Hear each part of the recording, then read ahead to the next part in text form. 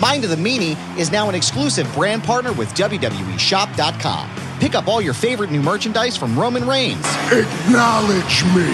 Cody Rhodes. I have to finish the story. LA Knight. Let me talk to you. And more using our exclusive link in the show notes. Click below and show your support today for your favorite WWE superstar at WWEshop.com. Yeah! You know, Meanie, What's that, Adam? we hear this a lot. Every CBD company tells you that their product is the best. With quality control measures like lab testing and QR codes now becoming the standard, it can start to seem like all CBD brands are the same, but I'm here to tell you something, Meanie. They are not. Knowing what makes certain brands better will help you spend your money more wisely and have more confidence as you incorporate CBD oils, topicals, capsules, or gummies into your own wellness routine. And that's why we're proud to partner with Green Road CBD as an official sponsor of Mind of the Meanie. And Meanie, I know you're a longtime user of Green Road CBD. How has Green Road CBD helped you in your life? Let me tell you, Green Road CBD is a product I've been using for years. And when we started Mind of the Meanie, I always was like, let's get Green Roads as a sponsor because I use them almost daily. Whether it's the gummies, you know, to take care of the aches and pains of 30 years of wrestling, the topical solutions that help my knees, help my back, help my elbows, help my shoulders. Green Road CBD has done everything to help me maintain a pain-free existence from all the years of wear and tear as a professional wrestler. And to me, Meanie, that sounds like the Green Road's difference. And it comes down to a really few important points. They're just part of the reason that they've won industry awards year after year, earned thousands of five-star reviews, and have heard countless stories from customers just like you about the impact that those products have had on your life. So Green Roads is led by a compounding pharmacist with 25 years of experience helping her community getting healthy. For her and the entire company, it's more than just a job, it's a mission. And not all hemp sourcing is equal, Meanie. I'm not sure if you're aware of that.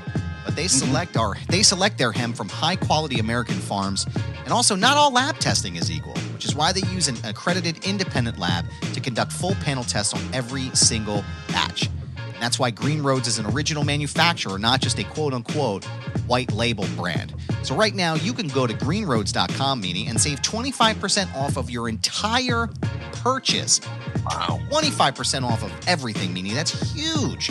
And all you have to do is go to their website right now, greenroads.com, and use promo code MEANIE at checkout. It's 25% off your entire purchase by using promo code MEANIE at greenroads.com. Own the day with Green Road CBD, and we thank them for sponsoring the program.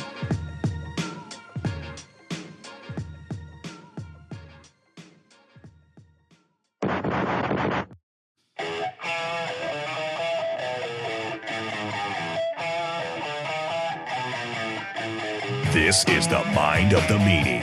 Here are your hosts, the Blue Meanie and Adam Barnard. Peace, world, and welcome everybody to the Mind of the Meanie, your weekly peek into the world according to former WWE superstar and ECW original, the Blue Meanie. We'll cover wrestling, music, movies, sports, and lots of useless knowledge, all contained in the Mind of the Meanie. I'm your tour guide, Adam Barnard, and he is the Blue Meanie. Meanie! Yes, sir. What's on your mind? Oh, man. Where to begin? Hey, first off, thank you to everybody for their support last week. With everything going on with my family is very kind. We have a GoFundMe going on for her funeral, and the response has been amazing. Thank you to everybody who donated. First and foremost, my family is beyond blown away. So, yeah, last week was a rough week. We said goodbye to my Aunt Ray, but it was a beautiful ceremony, and we're moving forward. But we're going to carry her name forward. But thank you to everybody. I had to start off the show saying thank you to everybody. So, it sucks, but it is what it is. It's like Mick Jagger said, it's a drag getting older, Yeah. So, yeah. Well, But I'm coming to you live from Connecticut. yes, sir. At the in-laws house here. And, doing some family stuff up here, and that's why I have my bodyguard behind me, the most interesting man in the world. And I'm ready to do another show, baby. I love it, man. That's what I was saying to Meanie in the green room. Every time he's doing an on-location spot and I see the most interesting man in the world, it freaks me out for a second. I'm like, Meanie, there's someone behind you. But good morning to everybody joining us. Thank you for joining us here on this Sunday morning here. Mass Sanity's here. Meanie Goober, good morning, sir. Thank you. We appreciate you. Andrew Bailey, thank you. Good morning, Pod Squad. As you're filtering in, we appreciate you joining us. So early on a Sunday, we appreciate you. My beard is looking rough and ragged, but what's going on with you, man? Lots of talk in the wrestling world, which we'll get to one part of that shortly, but what's going on with Meanie? Like I said, just family things during the week, enjoying family time up here in Connecticut, getting ready to go to, in 2 weeks, we're going back to Ireland. Oh, yeah. For our 1 year anniversary. So next week will be a double header. Mm-hmm.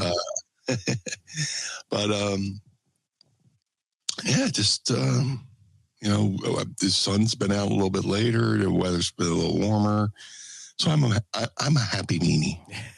I was going to say, man, it's nice. I think it's a little colder out here today in Philly than it was last or through the rest of the week, but it's been in the 60s and the 70s, man. Windows down while I've been fucking driving home. It's absolutely fantastic. It's great stuff. But I wanted to start. You, sir. How me? I'm good, man. I'm okay. I'm doing. I'm frozen right now a little bit, but I'm okay right now. I'm doing better. My medicine is my antibiotics are all done. Good news. I went to the ENT. I think it was this week was my appointment. And as of right now, there's no permanent hearing loss, which is great. So I have to go back in another month, and then I have to go back again after that in order for them to monitor the hearing. But everything came back pretty normally in my ear here. It was like went to sleep, same way it came on, same way it went away. I just went to sleep, and the next morning I woke up and everything was restored. So it was good. It was very scary though. Like I said, I appreciate everybody checking in on me and making sure I'm good. It was, like I said, I had no idea it was fatal until I got home from the hospital and, could be fatal. So I was happy I went in and got checked out. So yeah, but other than that, man, things are good, dude. Things are good. Life is good here, but I got to talk to you about this at the top of the program. It's been the conversation of the wrestling world, at least for the past week. Jon Moxley and Adam Copeland or Cope, or Edge, whatever you prefer to call him, your chosen name, baby. Adam Copeland. Adam Copeland's what we're going to call him. Yeah, Mr. Copeland, sir. Longtime listener of the show, too, apparently, which I wasn't aware. But, they had a pretty gnarly spot in their match this past week on Dynamite.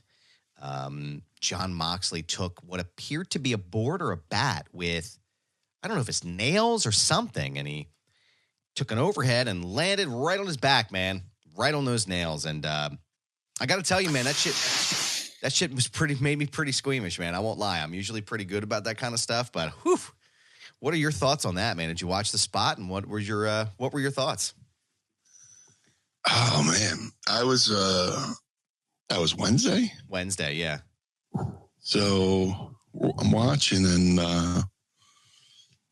it's just you watch I'm a big fan of Adam, big fan of Moxley.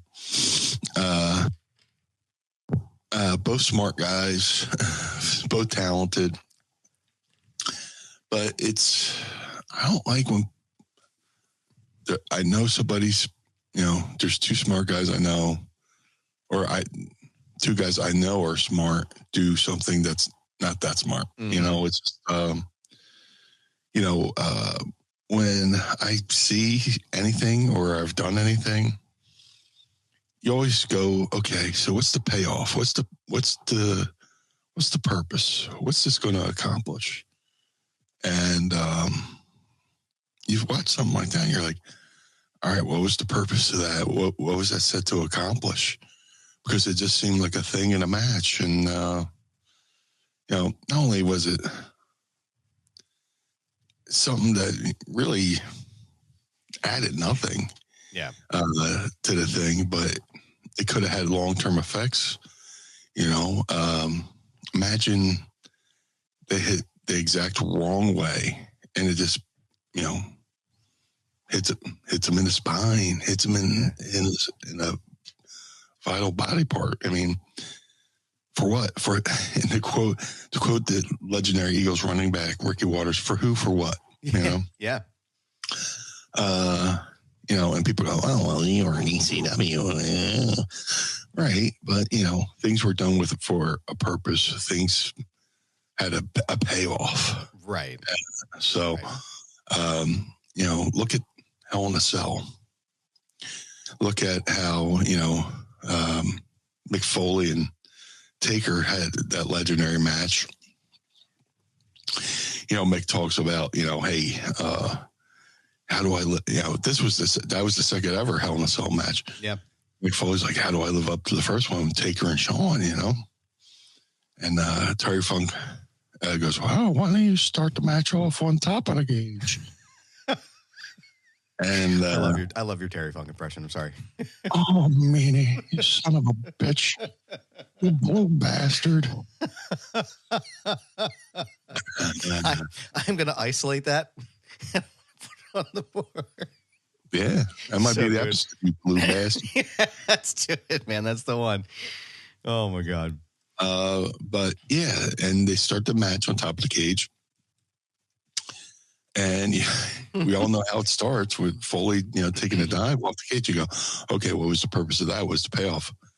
The payoff was to build the aura of the match. Mm-hmm. It's the second ever Hell in a Cell. So Mick sacrificed himself. I mean, one false move, he could have went over the guardrail, Yeah. Could have went on the guardrail. Thankfully, he landed on the table. But the whole thing was to that spot set up the lore of Hell in a Cell. So there was a payoff to it. People talk about that match forever. Will people be talking about this spot forever? Highly doubtful. And the fact that they did the spot and they spent most of the time, trying to get it out, and then Edge has to just kind of lay around while they try to get it out, and this, and then what was the purpose of that? Because Moxley still won the match, right? Right. I'm not shitting on anybody. I'm just no. It's like, why would you do that? Yeah, it made no sense. It was a spot for I was when I came into the business, I was taught don't do the match for the sake of the moves. Do the moves for the sake of the match. Mm-hmm. You get you get on the knees. Imagine me going to a match. I don't care what we do. I just got to do my moonsault. I got to do my moonsault. Well, if they're in the match flow, my moonsault, the match doesn't call for me to do a moonsault. We didn't do it. Right. And, right. I put that move in my back pocket and save it for the next match. If that bat thing didn't happen, it wouldn't have hurt the flow of the match, So, yeah, not a fan. Not a fan of it. Fan of the people. Of course. Match, but not a fan of what they did. I mean, I love Adam too, man. But, he's been in AEW. He's broken his leg going off the top of a cage. And, now Moxley's, I'm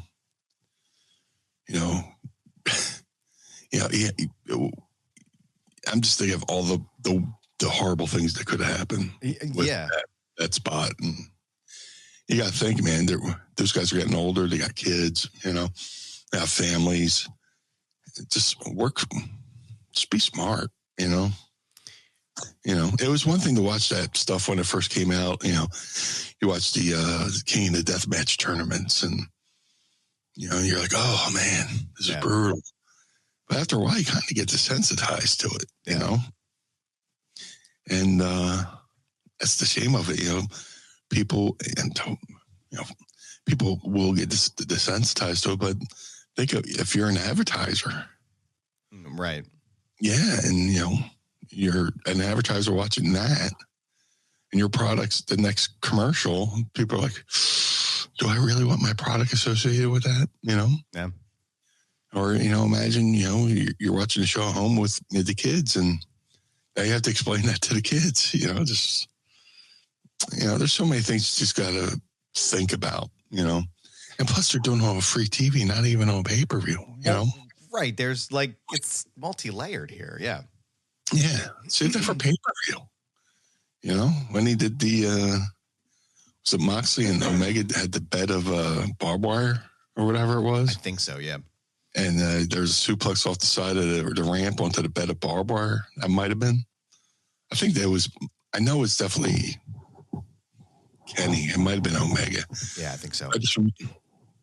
Here I am talking about it, but it's just like, that's something you say for pay-per-view, yeah. But it's got to mean something, and it's got to be worth the risk. And I didn't see that spot being worth anything. So, and that's me, not me being bitter old guy here, yelling at the wrestling clouds. But it is what it is, That's just how I feel. Yeah. We were watching that. I was at McCusker's while I was on. I'm watching, and I just go, "Oh, they did that," and turn around and just sit by me. Right. They go, "Oh, that was something. That was some shit. That was a thing." Yep. But it is what it is. What are you gonna do, man? What are you gonna do? I just and I'm glad you brought the ECW thing up, because it's like, I love when I hear that stuff from people. They're like, "Oh, well, what about ECW?" It's like, I don't ever recall watching something on ECW, like you said, watching something on ECW and not being like, okay, that makes sense inside of what they're doing there. Yeah. It wasn't gratuity for the sake of gratuity. It was violence for the sake of advancing the match or the storyline, right? Yes. And that was the entire point. So, I don't know, man. It was the same thing. Like, that was my first thought, was like, oh, fuck, that's in his spine. Like, is he going to be able to walk now? Like that, like there are serious real world consequences for those kinds of things, right? It's not like, I don't know, man. Again, I'm not shitting on anybody. I'm not hating on anybody. It's just like me and my logical brain. It's like, I don't know why that was necessary. Yeah. And, you're right. And the other part too, as far as the storyline goes, it's like Moxley still won the match. So what was the point of the spot? Right. If it's not going to, to his detriment. Like, I'm trying to think of something good in ECW, like, excuse me, a good example from ECW where it was like, somebody takes this crazy spot and they do something violent, and then that person who it happens to loses the match, because that's the point, right? Yes. So I don't know, man. I wasn't a fan. It seems like a lot of people weren't either. It's kind of divided, but it seems more or less people enjoyed it than we're led to believe. But I don't know. Like, at what point do you kind of stop and go, okay, what are we doing? Right. It's the same thing like you said with the advertisers. It's like, I think back to that time where Nick Gage was on with Chris Jericho and he's cutting him with the pizza cutter, and then Domino's shows up on the screen during the ad break, and one side of the screen, you got Chris Jericho getting mutilated by a pizza cutter, and here they're selling Domino's on the other side. And It was like, obviously, I'm sure that was a very, like, I'm sure it wasn't planned that way, right? Like, I'm sure it was just a comedy of errors, but at the same time, I'm sure Domino's and their corporate structure and those people are like, what are we doing here, right? You see the guy Domino's with steam coming out of his ear, flipping the conference table over. Yeah. No, I don't know. Pizza on it, Yeah, I don't know, man. What did y'all think? Throw it in the chat here. Let me see what y'all are thinking here. Mass Entity says, my opinion is, if you decide that you need to do a spot like that, do it on pay-per-view and when there's a lot of people in attendance. Yeah. I would agree with that. And I think that's definitely the right move. But again, I don't know if this spot in any scenario was necessary. So, Josh Rosenbaum. What's up, Josh? Coach Rosie. That's right. Coach Rosie, thank you for joining us today, sir. I don't remember Meanie getting a lot of color unless it helped the story. Yeah. One time in ECW, Meanie character really never got color, but, me and Nova were feuding with the FBI, and we're a couple months into it, and we're like, man, what can we do to further further this thing. And I went to Paul. I say, hey, Paul, look, I'm not really a color guy. I'm not really a hardcore guy. Uh-huh. What if we slid in a ring for a match? And FBI just jumps on us, beats the shit out of us, get a little color, and get taken off. And that gives us a whole couple more months on this feud. Yeah. He went, sir, that is a great idea, and we did it at the arena when me and Nova went in. FBI just jumped us as we were getting in, laid us out. We got a little color, and Balls and Axel came to the rescue, and but we got more months out of that feud. Yeah. I think it might have led to the pay-per-view. I'm not sure the chronology of it between that and WrestlePalooza. But then, me and Nova had our first, match as a tag team on pay-per-view at WrestlePalooza with the FBI. Yeah. It meant something. That's what I was going to say. Mass Entity just did the same thing, but that's just it. Meanie bleeding adds to the story due to the shock and the horror of it being so rare. Exactly. And I hit a gusher, too. I went to do it, and somebody took a bump, and I just went... I was like, oh, no. What do you do in that scenario? Like, I've always wanted to ask, like, when you cut, like, first of all, does it hurt? And second of all, when you hit a geyser like that or a gusher, like, what? You're like, oh, fuck, what do I do now? Just hold my breath and push more out, God almighty, dude. But it was bad enough that when I got to the locker room set, I got back to the locker room, Sabu was like, Sabu said, that's too much. So for Sabu to say that. I'm not even lying. That's not even funny. Oh, man. He pulled me aside, is like, now what do I have to do? And he had a valid point, Yeah. You do that in the fourth or fifth match. What are you going to do in the main event? Light somebody on fire, Jesus Christ. Good Lord, man. Yeah, I know there was very strong opinions this past week on it, and lots of people had thoughts on it. So I can imagine. Yeah. So I just figured I would ask at the top, just because, again, I'm curious. As an OG original hardcore guy, I know that you guys tended to push the envelope in some instances, but again, there was a method to the madness. And I think that to me, there was no method to the madness there. And I think it was more concern than anything else with his back. Right. And I don't know. I hope there's a payoff to the story. The Death Riders thing for me is like, and again, it sounds like what the original plan was, that Shane McMahon was actually supposed to join the company. And so it's possible that this story was going to be led up to Shane McMahon appearing as like, the private, or like the eye in the sky kind of boss over the Death Riders, but he's not coming, so it's kind of like, well, what do we do now? And it feels, I don't know, it feels very much like it's spinning in the mud. Is the story he got ghosted or he ghosted them? So the story is that he got ghosted. So apparently, according to, I don't know, I don't even want to say his name. Yeah, I don't want to say his name, but I can't believe I'm saying this. I do trust him on AEW stuff because he seems to get the right information from that company. But Baghdad Bob Meltzer.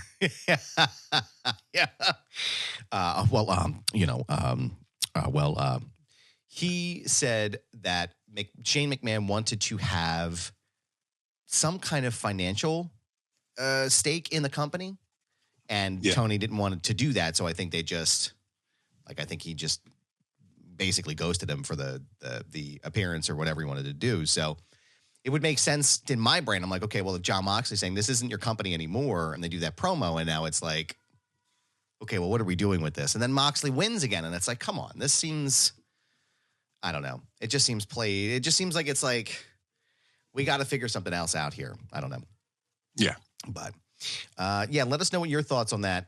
And let us know if you have anything yet. Vanessa Bella says higher power. Thank you. That was the phrase I was looking for.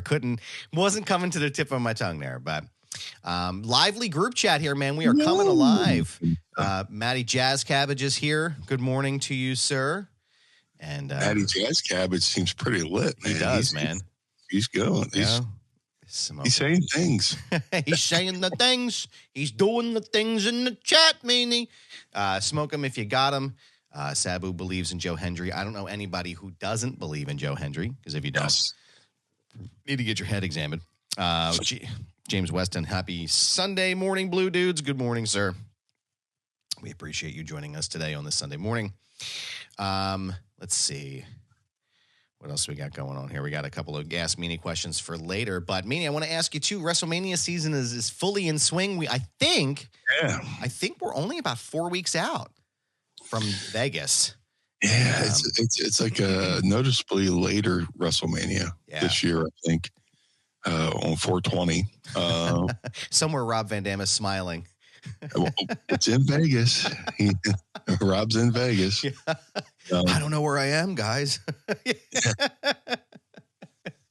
But it's coming. It's getting here. Yeah.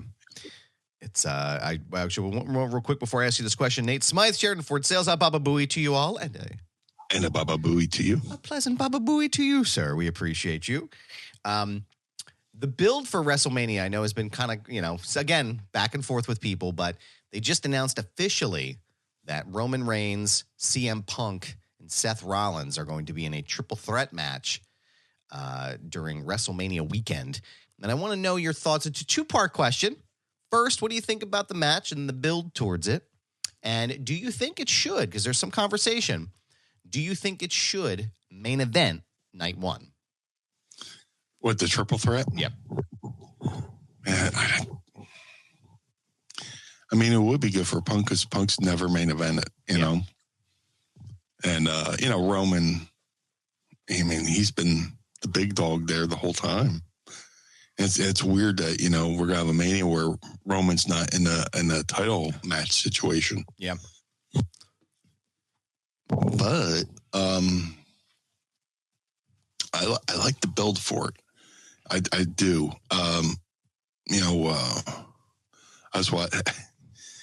keep messing up my towns on the European tour.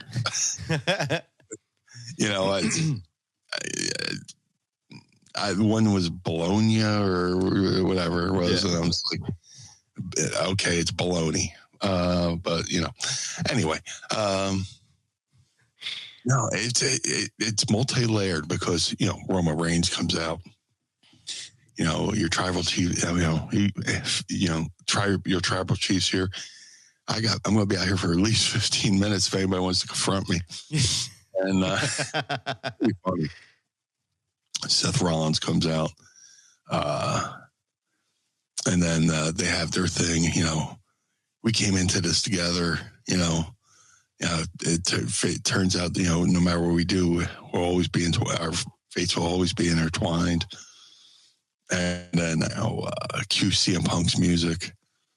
And if once Punk's go back and watch when Punk's music hits, the look on Heyman's face is like, oh no, yeah. Ooh, so Punk comes out. Says my fist isn't just taped, to hold a microphone. And then he makes it, the whole favor thing with Paul Heyman. Yeah. He's like, don't forget, Paul, you still owe me a favor. And Paul's like looking, and Roman gives him kind of a look. He goes, not now, but I want to thank you for serving up the tribal chief to me on a silver platter, and mayhem ensues. Yeah. And the thing I like about this, bro, it looked real, Yeah. Most shoots aren't pretty, Yeah. It's just, it looked like, a couple guys really going at it, and it ends with everybody, forget a contract signing, just point to the sign, point to the sign, that makes it official, But, excuse me, that was a nasty sniffle there. Carl can snip it out for us. Yeah. But, so it looks like that's going to be the three-way. I don't know if it's going to main event, but I like the way Mania is shaping up. Back in the day, you would almost know the whole card for WrestleMania. Yeah. Weeks out. And, or maybe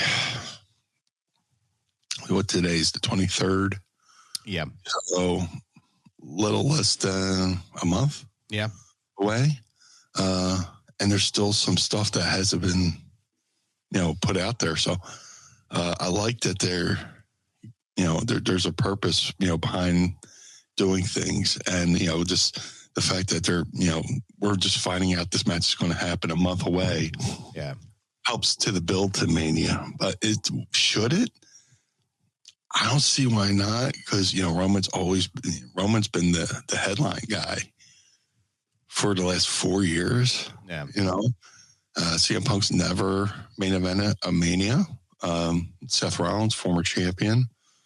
So there could be a big if that match is the main event of, like, say, night one.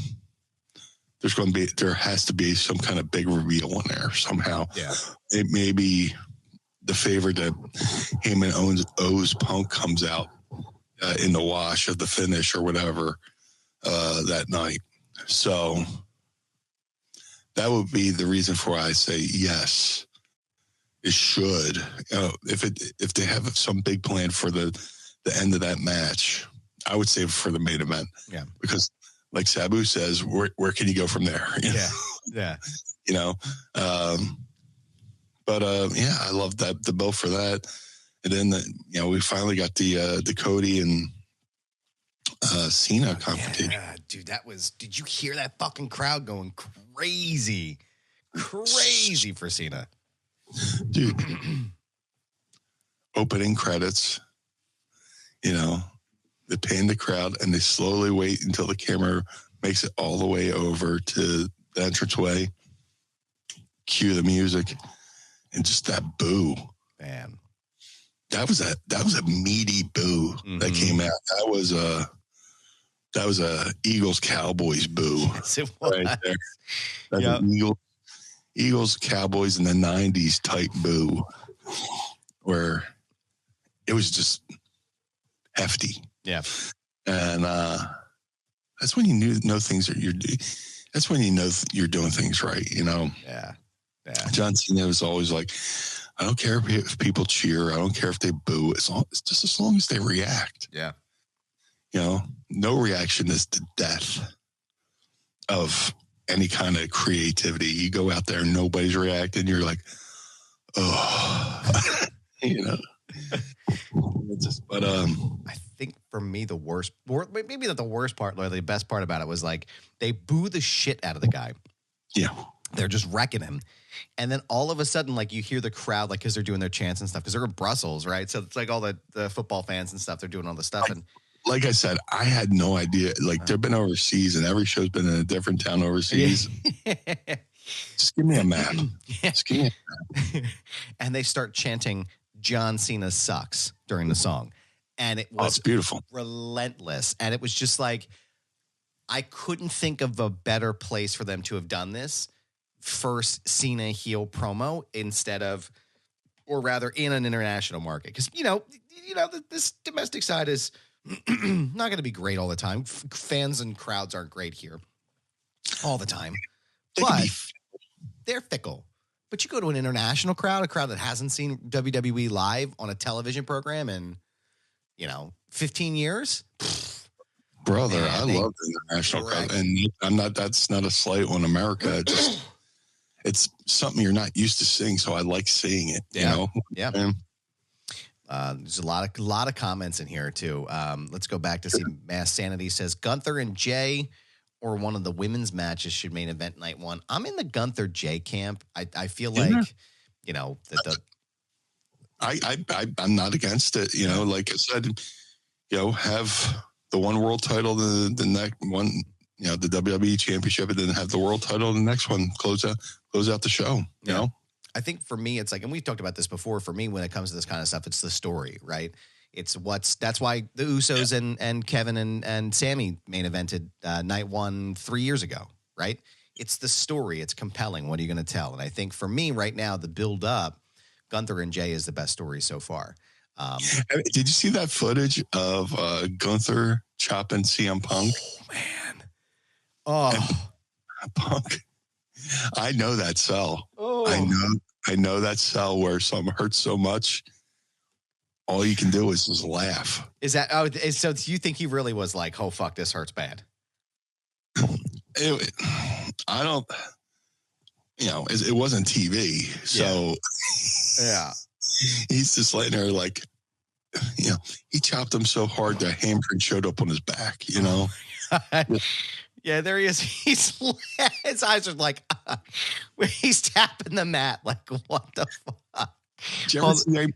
Imagine tapping out on the chop. Listen to this. Listen.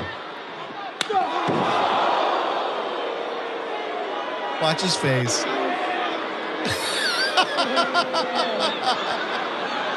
Brother, I know that's so. Oh my God. There's been times I've wanted to tap out in the lockup. Oh. Like, yeah, that's Brother, it. That's it. I'm over. Yep, I'm over. Yeah. Brother, this lockup's a little bit too tight. I'm afraid what the rest of the match is going to look like. Ooh-wee. Good Lord. That's when you're doing the local indie show and the son promoter. You're working the promoter's son. You go to lock up. He goes, I wrestle about 3 times a year. And you're like, oh, jeez. Oh, joy. Oh, fuck. Yeah. Lucky me. Yeah, right. Now I'm going to get my ass handed to me. Yeah. I just hope I leave with all my 3 teeth. times a year. Please just let me leave here with all my teeth. That's all I ask. Yeah. Holy shit. He tells me everything he wants to do and asks me what I want to do. I go, not get hurt. Should we have talked about this maybe before the match started? I think maybe we should have had this conversation. Maybe you should complete your training. Yeah, goddamn. Oof. But you lock up and you just want to tap at the lockup. Oh God, dude. Man, that was a fucking hell of a smack, dude. Holy shit. Brother. Mass Entity says that poor kid in Brussels is now a meme. Yeah, dude. Yeah. Oh, was it Brussels or Belgium? Yeah, I think it was Belgium or Brussels. I can't remember. See? You're with me, man. I'm with we're the Philly guys. Here's what we're gonna do. We're gonna get a map here. I'm gonna put the green screen up. We're gonna get a map and we're just gonna point in a general direction. And like a weatherman. Like what? That was Brussels. Because I was wearing the Brussels shirt. And that kid got posterized or memeized or whatever that was. And the best was like, you know what would have got a huge pop? That kid just gave him the finger. You know, like what? But that kid's going to go right up there with SummerSlam '93 kid and Ms. Girl. Just like. Yeah, he's going to be, that kid's going to be Ms. Girl for sure. It's all I thought about was the 50 Cent meme where he was like, what is he saying? Fuck me for? Yeah, Brussels boy, That is hilarious. Let's see what else we have here. We got a lot of good questions for As Meanie. Yep. Let's go Meanie, or let's go Cena. Cena sucks. Yeah, that was, it was a back and forth. It was a protracted back and forth. On that chant, I love how he turned it around on them. Yeah. You people saying, let's go Cena, you're just as guilty. Yeah. Because in some ways, you're purposely doing that so people could say Cena sucks. Yeah. It's, saying it's, how hollow that rings out, Brilliant promo. People are like, it's the greatest. I saw people say, is that the greatest promo of all time? I was like, well, I don't know if all time it is for right now, because everything new, people go, oh, is that the greatest of all time? And it's like, well, just let it marinate. Yeah.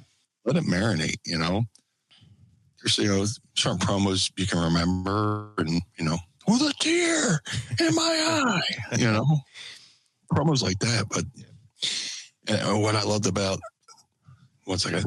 Yeah. Cody and Cena. Cena cuts a great promo. Cody comes out. Cody says a few things, and then when Cena goes to say something, Cody just cuts him off with enough. Yep. Just ever been in an argument where somebody's blatantly saying something you know is false, and you just go enough. Yep. Stop it. Just chill. Yeah.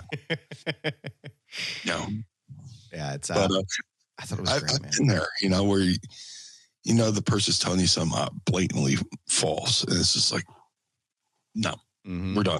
Yeah, I thought it was. And the build, he's like, what's this, Cena? I was excited when I won, when you won, but now I look at you, you're just a whiny bitch, and man, he threw down the old Punk card on him. Not the CM Punk card, but the Punk card, you know? Oh, yeah. Yeah. I was like, what's this? He's like, you better bring the Cena I know, you know? Oh, hey, man, we got a guest in the chat here. Check it out. Oh. Brian Clark is here. Good morning, guys. Enjoying the show with my coffee. Thank you, sir. We appreciate you. Welcome to the chat, brother. Got a legend in the house. Brian Very Clark. cool. This is awesome, man. Thank you so much for joining us, sir. We hope you are enjoying the show. Hopefully you're enjoying your coffee as well. Thank you. And we both have a line of action figures in the same line with Bone Crushers figures. I think he's got a glow in the dark one, which is pretty cool too. I was going to say, yeah, that Atom Bomb one was cool. I tell you, like as a kid, bring him back up. Yeah. I met Brian Clark as a fan at the Philadelphia Spectrum, 92-ish. There was a fan in Philly. His name's Dave Baumkratz, but we called him the 40-year-old, 12-year-old. He was 40, but he looked 12. And I was at the show. I was at the Spectrum, saw him. We were hanging out, and Dave Hebner saw him. He was like, "Oh, hey!" and gave him 2 tickets, and we went into the luxury box. So we're just sitting there, and the guys are just hanging out. X-Pac's in there, Raven was in there as Johnny Polo. Fucking Atom Bomb walks in full gear. And I'm just like, hey, that's amazing. We got a photo together, him in his full gear. The nicest guy. Yeah. Well, Brian Clark and Brian Adams. Yeah. 2 of the nicest guys you ever want to meet. Man. I was going to say, I was a fan of Atom Bomb as a kid. I remember when they debuted him in WWE, and that was just loved the character.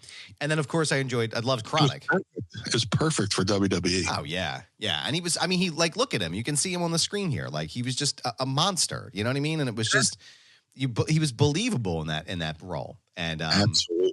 Absolutely. Chronic was also another one of my favorite WCW tag teams. And, I really enjoyed that. But thank you, sir. We appreciate you being here. Hopefully come join us anytime you'd like, sir.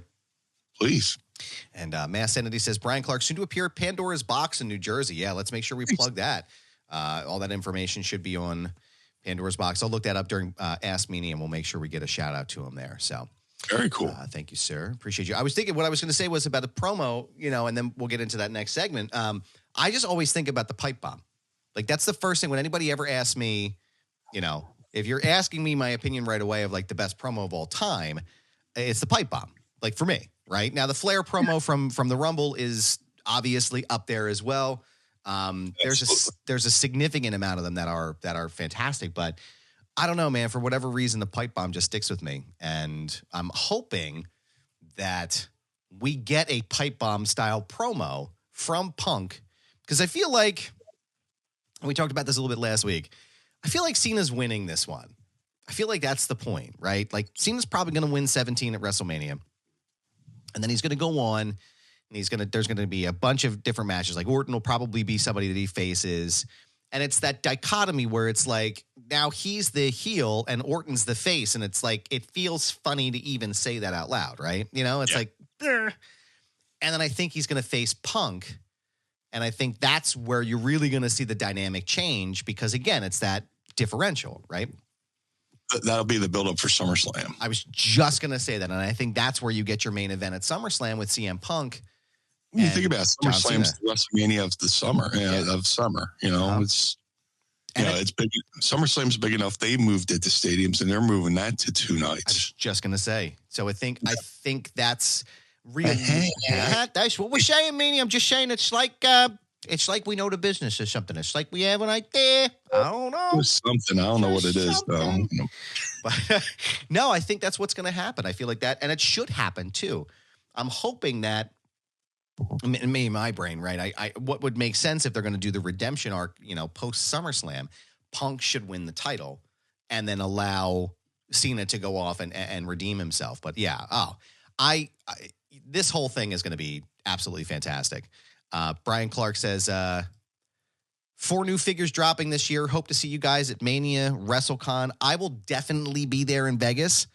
I'll be sure to stop by and see you over at I WrestleCon. won't be at this.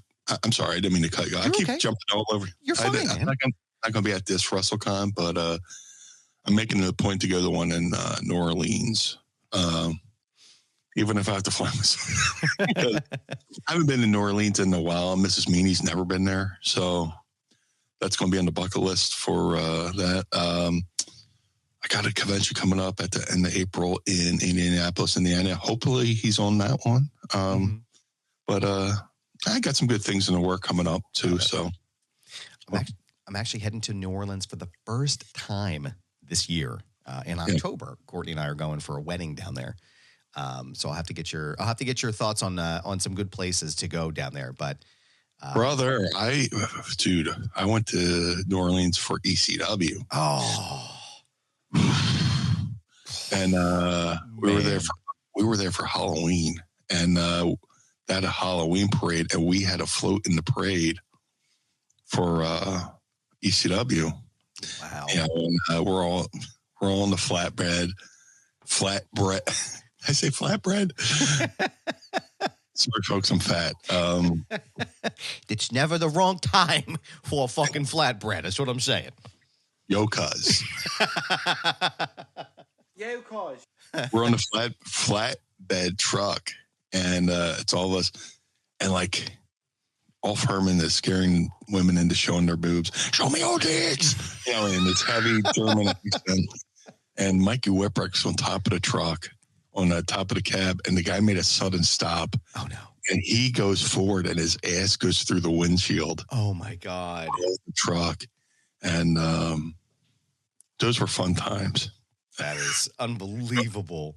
I went to Bourbon Street in gimmick, and nobody batted an eyelash. Yeah, they're like, "Oh, good costume." I was like, "Oh, thanks." And then after the pay-per-view, we went back to Bourbon Street, and we went straight from Bourbon Street to the airport, which was a mistake because the airline I went down there on was on strike. They went on strike as I was down there, so they had to convert me over to a different airline. And I don't know why they do this, but if you're flying to New Orleans, they fly past New Orleans to Houston, and then an hour backwards to New Orleans. It's like, can you just give me a parachute? I'll just, you know.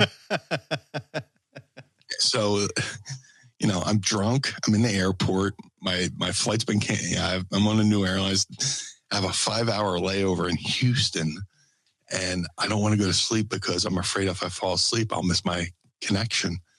And then, by the time when I got home, I laid in bed and went to a coma. But that's my New Orleans story. But I love it. That's the side road I took on that one. You know? I am. like I said, I've never been. I'm very much looking forward to going down there. I know, like I said, I think the wedding is Saturday, but Courtney and I will be there for 2 days before. So very, very excited. But Mr. Clark, I will definitely swing by and see you at WrestleCon. Absolutely. For WrestleMania. But Meanie. Yes, dear. I had a quick question for you. If you have, like, I don't know, like a second or two, maybe for me to ask. What would that be? Are you ready to ask Meanie? I would love to. It's time to ask Meanie anything. Ask me something. Don't forget to drop us your questions using the hashtag AskMeanie, and you may hear them on the show.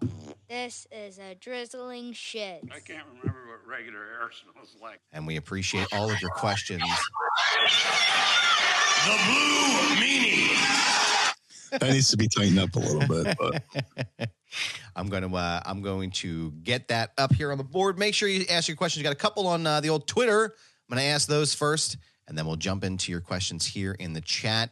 Cat Born says, "Hey, Meanie, what's your dream thing for them to pull out, oh my, of the WWE vault that you know is out there somewhere?" Ooh. Well, the one I had always been looking for was the last Battle of Atlanta, and they did that. My goodness. The first, people mistake the first ever Hogan Flair match for being on a house show, in San Francisco. But in reality, the first ever Hogan Flair match was on was a dark match in Dayton, Ohio at the Hara Arena. So somewhere in the vaults, there has to be that match. Other than that, you know what? There's also a show from the Omni in Atlanta that was there was a show. It was on HBO. If you ever watch Vince on, I think it was on Costas or something like that, and they showed a clip. Vince McMahon ringside with Gordon Soley at the Omni in Atlanta for a show.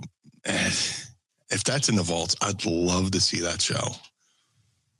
But they just released a pro shot like WCW house show yesterday. And that was pretty cool. I think that's what Mass Anthony's talking about. WWE Vault posted a random WCW house show from 1993 from Europe. Yeah.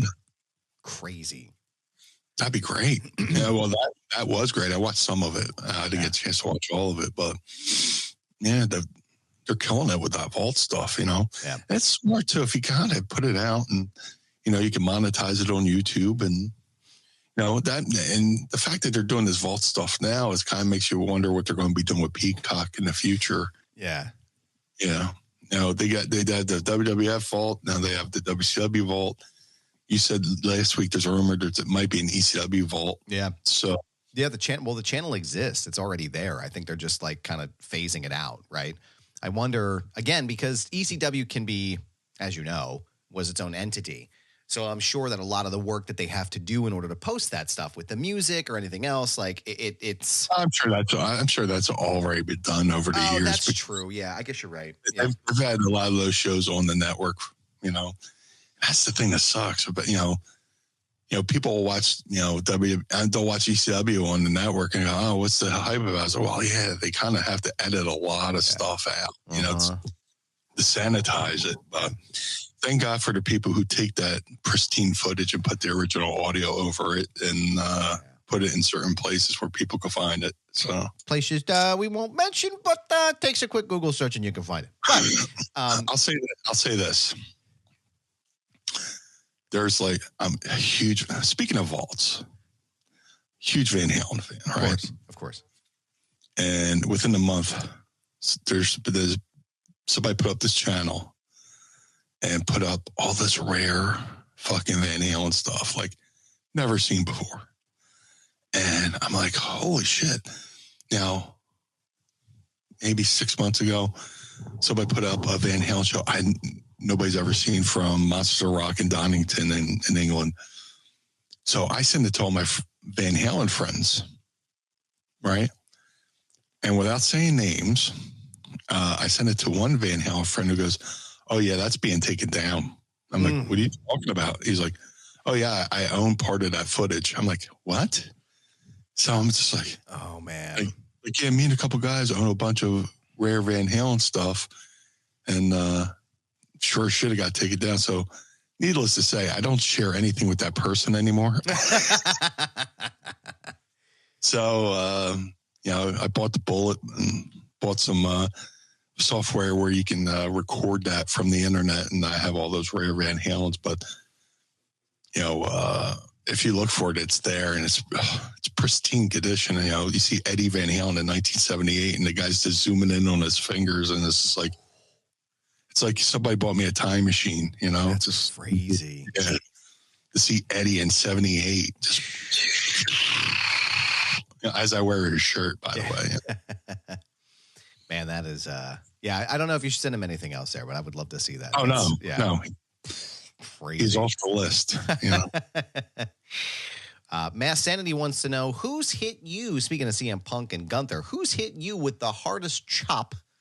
Did you ever take a Bob Holly or Big Show chop? I've never taken I've gotten clubbed by Bob Holly once. Dude, Bob Holly's whipping to the ropes is pretty fucking stiff, too. Yeah. I'm just kidding. I love Bob. I got to tag with Bob. Oh, that's cool. We were in a job squad, and there was a house show in Philly, and I wasn't booked for it, but I just showed up. And Pat Patterson looks at me and goes, "Oh, you're here. What are you doing here?" I was like, "Oh, I live here. I just wanted to stop by and say hi." He goes, "Oh, you have your gear?" Yeah. He goes, "Hey, go get your gear. You go out to the ring with Bob Holly and Scorpio and be the manager and get a house show payoff," which is, back then you wanted to be on the house shows. That's where the real money was. And so I go out there, get my gear. I get to, make my house show debut for WWE at the Wells Fargo Center. Sick. Well, then Scorpio gets released by the company, and they put me on the road full time, tagging with Bob Holly, and it was a lot of fun. The dynamic with me and him worked so good because he was the Spade to my Farley. Yeah. And there's things I would call. He's like, "I didn't think that was going to work, but when you did it, it kind of worked." Like I get up on the second rope and do like a second rope superfly splash. Yeah. And he didn't think it would look good. And when I did it and he heard the crowd reaction to it, he's like, "Oh, it was great." But yeah, we would just do spots and we double shoot the guy into the, we wrestled the Brood. We wrestled Edge or Christian almost every night. Sick, man. Yeah. And we would double shoot Christian in, and then he would shoot me in. And brother, when he shot you into the ropes, he shot you into the ropes, But that's the thing I love about Bob Holly. He was always intense. And the goal, my goal was to always try to make him laugh. Just try to break him. Did you ever succeed at that? Mostly behind the scenes, but it worked out. Bob was great. But the question was, the hardest chop? Yeah. Oh man. I never took a chop from them. I can't even think right now.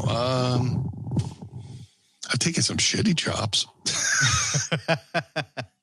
The whole key they teach is, between the collarbone and the nipple, never chop on the nipple, And then you get the people who, go do the chop, and at the last second their hand turns. I was like, "What are you doing?" Yeah. What are you karate chopping me? Yeah. Yeah. Brothers to work. Do I owe you money?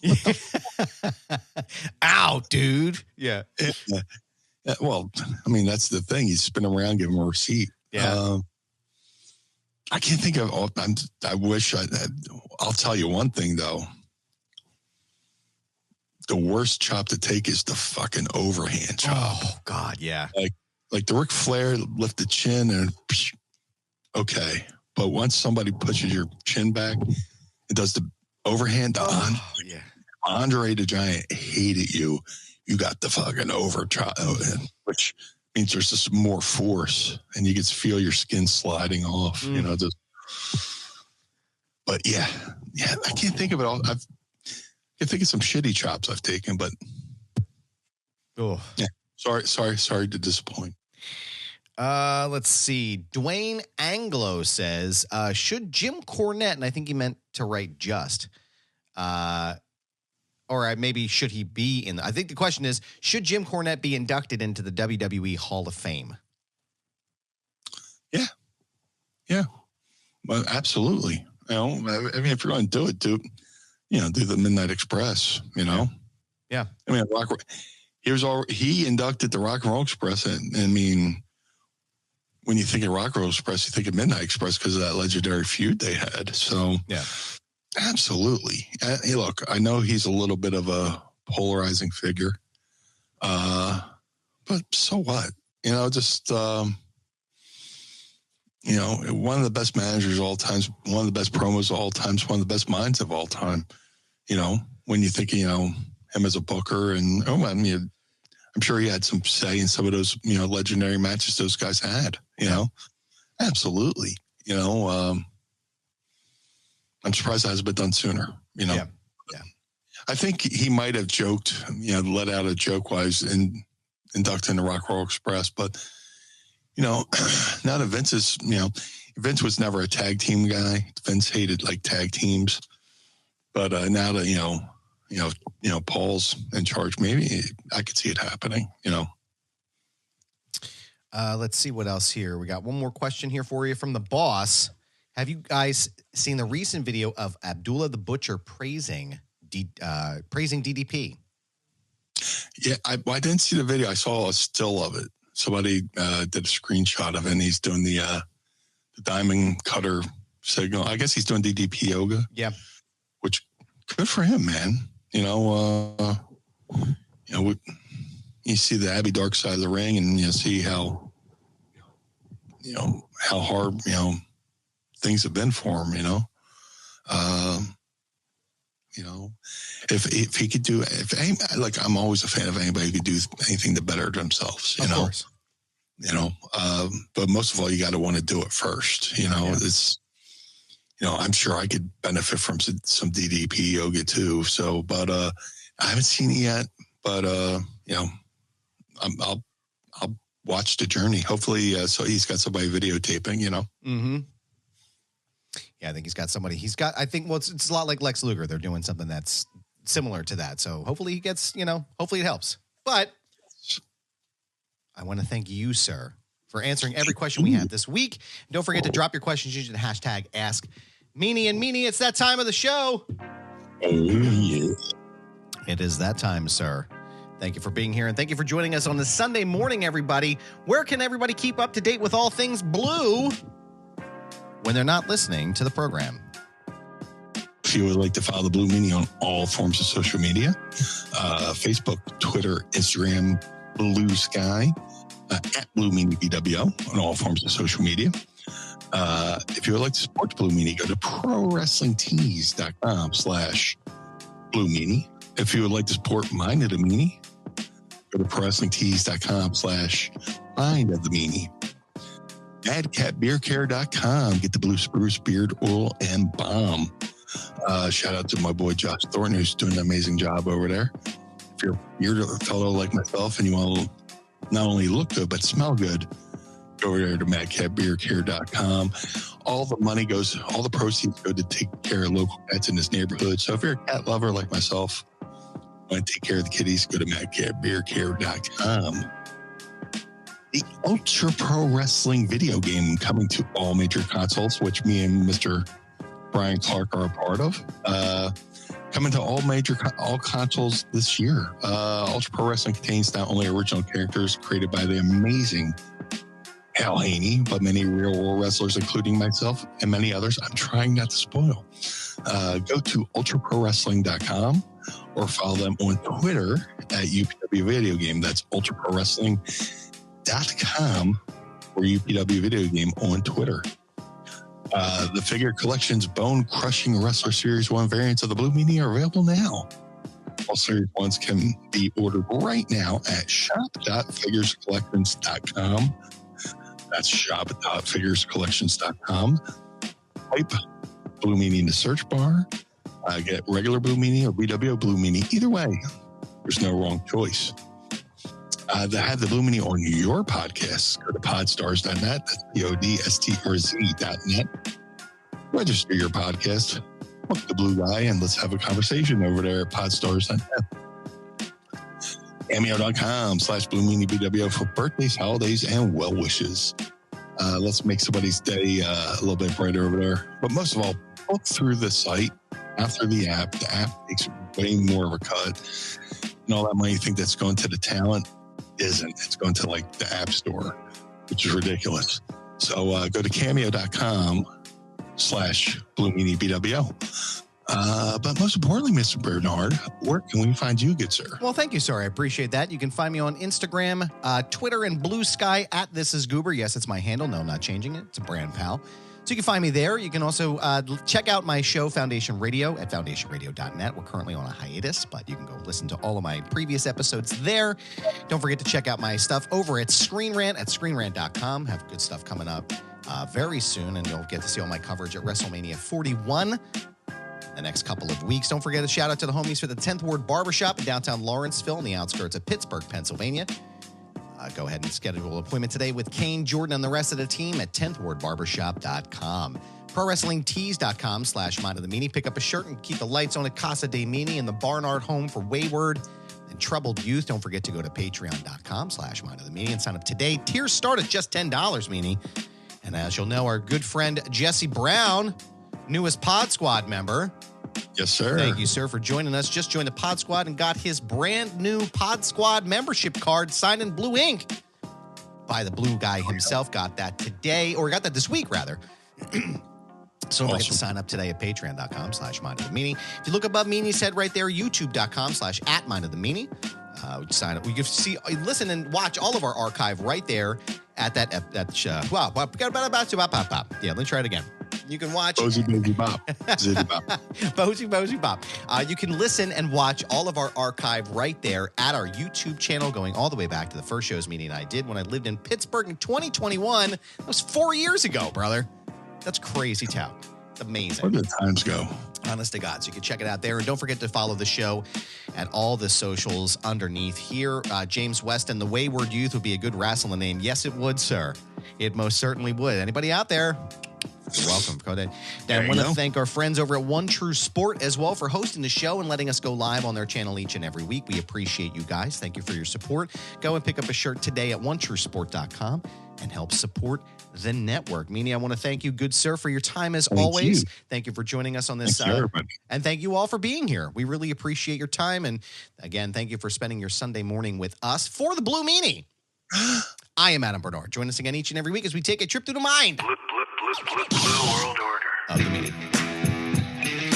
Peace.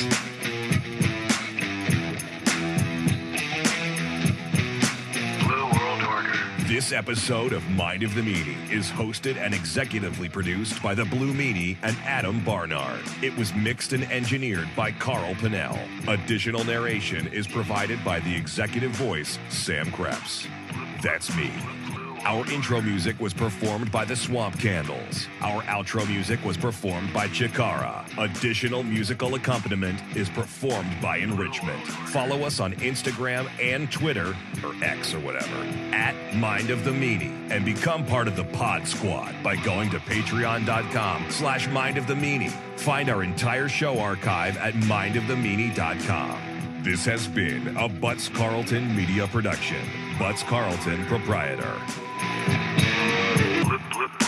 Blue World Order. That was Blue Meanie's brain out.